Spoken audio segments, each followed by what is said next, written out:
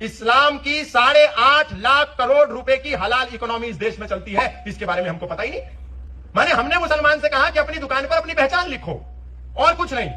इस पर इस देश में इतना विवाद हुआ, लेकिन हलाल के नाम पर वो 8.5 लाख करोड़ रुपए की इकोनॉमी उन्होंने खड़ी कर दी अपनी। कैसे? सन 2013 के अंदर दुनिया के सारे मुसलमान देश इकट्ठे हुए, उन्होंने कहा ईसाइयों के पास अपना व्यापार है, हिंदुओं के पास अपनी इकोनॉमी है, उनके पास अपना व्यापार है, अलग अलग तरीके के व्यापार है, लेकिन हमारे पास तो केवल हथियार है। लेकिन हथियार के दम पर हम कितना दिन चलेंगे? मार काट के दम पर हम कितना दिन चलेंगे? आतंकवाद के दम पर हम कितना दिन चलेंगे? हमको भी अपनी एक इकोनॉमी खड़ी करनी चाहिए। तो सारे मुसलमानों की बैठक मलेशिया में हुई। उस मलेशिया देश में सारे मुसलमान बैठे और उन्होंने मिलकर के कहा हम 2 नियम बनाएंगे। किसी भी गैर इस्लामिक देश से अगर हम कुछ इंपोर्ट करेंगे, अपने देश में लेंगे, तो हम तभी लेंगे जब वो प्रोडक्ट हलाल सर्टिफाइड होंगे। और जहां भी मुसलमान रहते हैं वो सामान जब ले तो ये चेक करें कि हलाल सर्टिफाइड है या नहीं सामान। हलाल शब्द के 2 मतलब होते हैं। एक हलाल होता है, स्लॉटरिंग के मेथड को हलाल कहते हैं, यानी किसी जानवर को मारेंगे उस पद्धति का नाम हलाल है।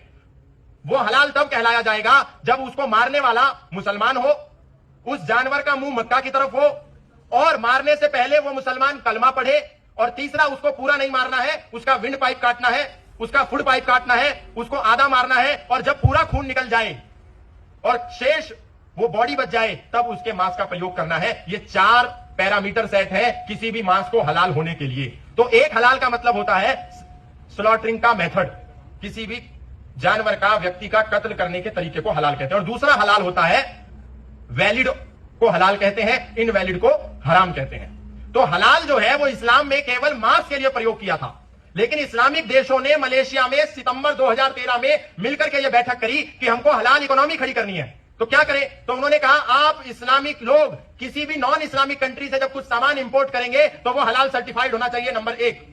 और जो लोग नॉन इस्लामिक कंट्री में मुसलमान रहते हैं वो जब भी कोई प्रोडक्ट खरीदे तो वो हलाल सर्टिफाइड हो तभी खरीदे। तो हलाल सर्टिफिकेट कौन बनाएगा?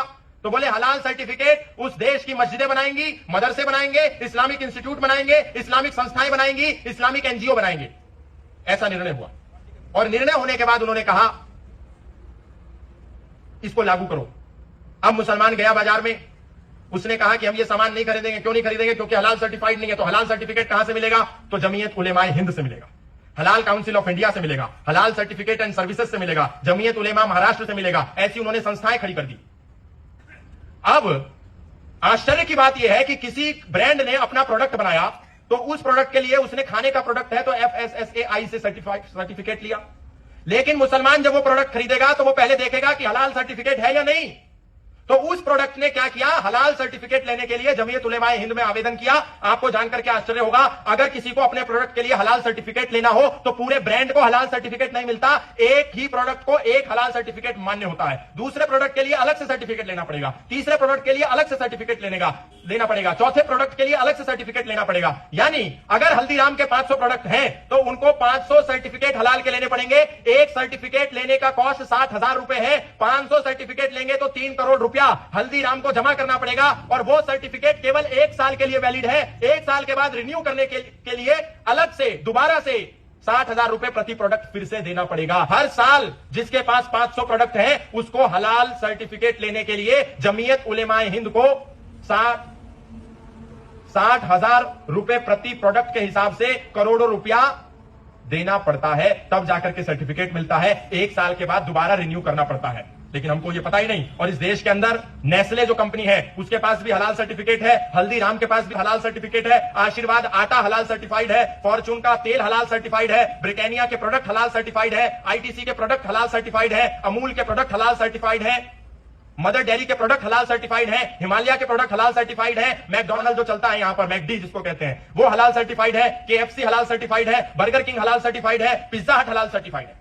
अब ये जो पैसा हिंदुओं ने दिया, जमीयत उलेमाए हिंद ने घोषणा कर दी कि भारत में कोई भी मुसलमान कुछ आतंकवादी हमला करेगा, किसी को मारेगा, काटेगा, लूटेगा, पीटेगा, तो उसको चिंता करने की जरूरत नहीं है, उसका केस हम लड़ेंगे।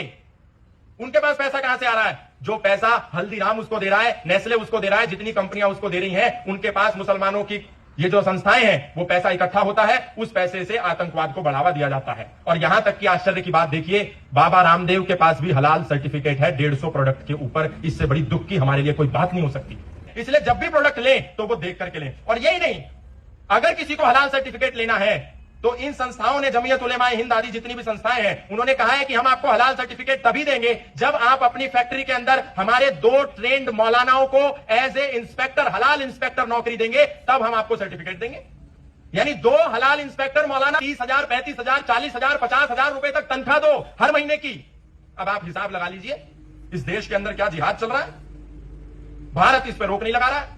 श्रीलंका के अंदर ईस्टर के दिन, जो ईसाइयों का त्योहार होता है ईस्टर, उसमें एक बहुत बड़ा बॉम्ब ब्लास्ट हुआ। जब उस बॉम्ब ब्लास्ट की जांच हुई तो पता चला कि इस बॉम्ब ब्लास्ट में हलाल इकोनॉमी का पैसा लगा हुआ था। जो पैसा हलाल सर्टिफिकेट बांट बांट के इन संस्थाओं ने कमाया था, उस पैसे को आतंकवादियों को देकर के वहां बॉम्ब ब्लास्ट ईस्टर के दिन कराया। तो श्रीलंका की सरकार ने तत्काल प्रभाव से वो अपने देश में हलाल सर्टिफिकेट बांटना, हलाल सर्टिफिकेट लेना, हलाल सर्टिफिकेट देना, सब कुछ बैन कर दिया, प्रतिबंध कर दिया। लेकिन हमारे देश में 2013 के बाद $100 बिलियन, 8.5 लाख करोड़ रुपया मुसलमान इस हलाल सर्टिफिकेट को बांट बांट के कमा चुके हैं। पूरी दुनिया में हलाल की इकोनॉमी चंद वर्षों में $2 मिलियन की हो चुकी है। आप सोच करके देखिए, हमको पता ही नहीं है। इसलिए जब भी मतलब मुसलमान को सामान लेना है तो हलाल सर्टिफिकेट देखेगा, उसमें कोई कम्युनल राइट की बात नहीं है, उसमें कोई कम्युनल थिंकिंग आइडियोलॉजी की बात नहीं है। पर हिंदू को सामान लेना है तो वो उसकी पहचान ना पूछे। ये कैसा दोगलापन है? ये तो बहुत चिंता की बात है। लेकिन मुसलमान क्योंकि सक्रिय है, हिंदू सक्रिय नहीं है, इसलिए ये सब होता है।